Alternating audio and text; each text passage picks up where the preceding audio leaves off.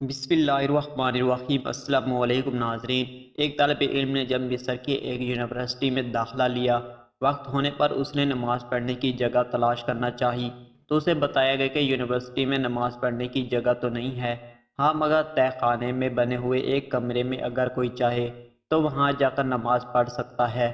طالب علم یہ بات سوچتے ہوئے کہ دوسرے طالب علم اور استاذہ نماز پڑھتے بھی ہیں یا نہیں، تہہ خانے کی طرف اس کمرے کی تلاش میں چل پڑا۔ وہاں پہنچ کر اس نے دیکھا کہ نماز کے لیے کمرے کے وسط میں ایک پھٹی پرانی چٹائی تو بچھی ہوئی ہے، مگر کمرہ صفائی سے محروم اور کاٹ کباڑ اور گرد و غبار سے اٹا ہوا ہے، جبکہ یونیورسٹی کا ایک ادنیٰ ملازم وہاں پہلے سے نماز پڑھنے کے لیے موجود ہے۔ طالب علم نے اس ملازم سے پوچھا، کیا تم یہاں نماز پڑھو گے؟ ملازم نے جواب دیا، ہاں، اوپر موجود لوگوں میں سے کوئی بھی ادھر نماز پڑھنے کے لیے نہیں آتا، اور نماز کے لیے اس کے علاوہ کوئی جگہ بھی نہیں ہے۔ طالب علم نے ملازم کی بات پر اعتراض کرتے ہوئے کہا، مگر میں یہاں ہرگز نماز نہیں پڑھوں گا، اور پھر اوپر کی طرف سب لوگوں کو واضح دکھائی دینے والی مناسب سی جگہ کی تلاش میں چل پڑا، اور پھر اس نے ایک جگہ کا انتخاب کر کے نہایت ہی عجیب حرکت کر ڈالی۔ اس نے بلند آواز سے اذان کہی۔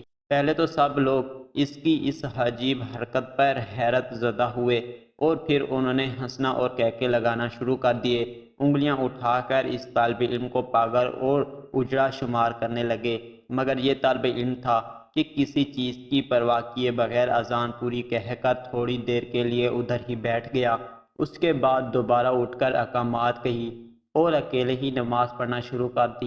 اس کی نماز میں محویت سے تو ایسا دکھائی دیتا تھا کہ گویا وہ اس دنیا میں تنہا ہی ہے اور اس کے آس پاس کوئی بھی موجود نہیں ہے۔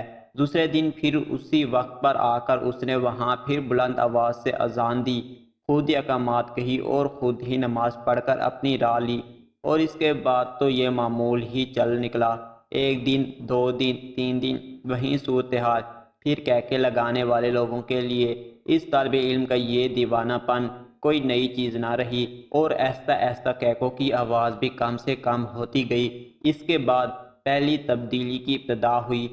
نیچے تہہ خانے میں نماز پڑھنے والا ملازم نے ہمت کر کے باہر اس جگہ پر اس طالب علم کے اقتداء میں نماز پڑھ ڈالی۔ ایک ہفتے کے بعد یہاں نماز پڑھنے والے 4 لوگ ہو چکے تھے۔ اگلے ہفتے ایک استاد بھی آ کر ان لوگوں میں شامل ہو گیا۔ یہ بات پھیلتے پھیلتے یونیورسٹی کے چاروں کونوں میں پھیل چکی تھی۔ پھر ایک دن پرنسپل نے اس طالب علم کو اپنے دفتر میں بلا لیا اور کہا، تمہاری یہ حرکت یونیورسٹی کے معیار سے میل نہیں کھاتی، اور نہ ہی یہ کوئی مہذب منظر دکھائی دیتا ہے کہ تم یونیورسٹی ہال کے بیچوں بیچ کھڑے ہو کر اذانیں دو یا جماعت کرواؤ۔ ہاں، میں یہ کر سکتا ہوں کہ یہاں اس یونیورسٹی میں ایک کمرے کی چھوٹی سی صاف ستھری مسجد بنوا کر دے سکتا ہوں، جس کا دل چاہے نماز کے وقت وہاں جا کے نماز پڑھ لیا کرے۔ اور اس طرح مصر کی ایگریکلچر یونیورسٹی میں پہلی مسجد کی بنیاد پڑی، اور یہ سلسلہ یہاں پر رکا نہیں۔ باقی کی یونیورسٹی کے طالب علم کی بھی غیرت ایمانی جاگ اٹھی، اور ایگریکلچر یونیورسٹی کی مسجد کو بنیاد بنا کر سب نے اپنے اپنے یہاں مسجدوں کی تعمیر کا مطالبہ کر ڈالا، اور پھر ہر یونیورسٹی میں ایک مسجد بن گئی۔ اس طالب علم نے ایک مثبت مقصد کے حصول کو اپنی زندگی کا مقصد بنا لیا، اور پھر اس مثبت مقصد کے نتائج بھی بہت عظیم الشان نکلے، اور آج دن تک خواہ یہ طالب علم زندہ ہے یا فوت ہو چکا ہے، مصر کی یونیورسٹیوں میں بنی ہوئی سب مسجدوں میں اللہ کی بندگی ادا کے لیے جانے کی حوض اور اجر و ثواب پا رہے ہیں، اور رہتی دنیا تک اس طرح اجر پاتا رہے گا۔ اس طالب علم نے اپنی زندگی میں کار خیر کر کے نیک اعمالوں میں اضافہ کیا۔